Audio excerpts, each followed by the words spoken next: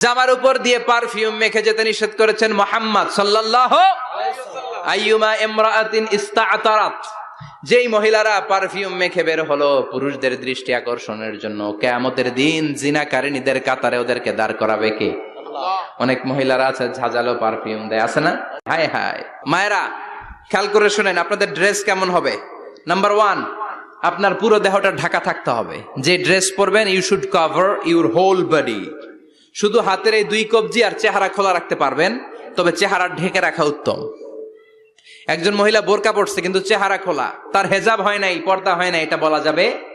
কিন্তু উত্তম হচ্ছে চেহারা ঢেকে রাখা, কারণ চেহারা সৌন্দর্যের রাজধানী। Face is the capital of beauty, ঠিক কিনা? চেহারা দেখলাম তো সব বোঝা গেল, ঠিক কিনা? কেমন মাধুর্যতা আছে, দেখতে কেমন সুন্দরী কিনা সব বোঝা যায়। এজন্য চেহারাটাও ঢেকে রাখবেন, চোখটা খোলা রাখবেন।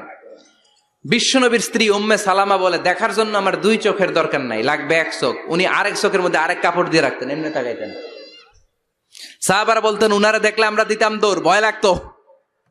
চোখ একটা দেখা যায় আর একটা খোলা, উনারে দেখে আমরা এদিক সেদিক পালিয়ে যেতাম।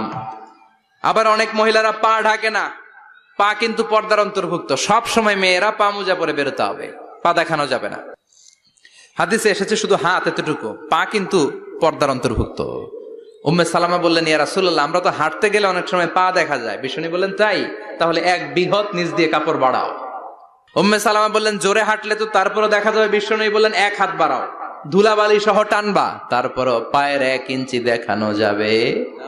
তাহলে ড্রেস কোডের প্রথম নিয়ম হচ্ছে পুরো দেহ ঢাকবেন। 2 নম্বরের নিয়ম, পোশাক ঢিলে ঢালা হবে না টাইট ফিটিং? আরো জোরে বলেন। ঢিলে ঢালা হবে, টাইট ফিটিং হতে পারবে না। মোটা কাপড়ের হবে। এই যে আমার জুব্বা দেখছেন, আমি মহিলাকে পোশাক পরে ফেলেছি কিন্তু হেরা পরে না। এরকম মোটা হবে, মোটা কাপড়, কিচ্ছু দেখা যায় না, বাইনোকুলার দিয়েও দেখা যাবে না। আবার ঢিলে ঢালা আছে না নাই? আমরা পুরুষরা যে এটা পরি, এটা দিয়ে 3 মহিলার কাপড় হয়, ঠিক কিনা? কাপড় পরতে চায় না তারা, ওদের পোশাক আমরা নিয়ে নিচ্ছি।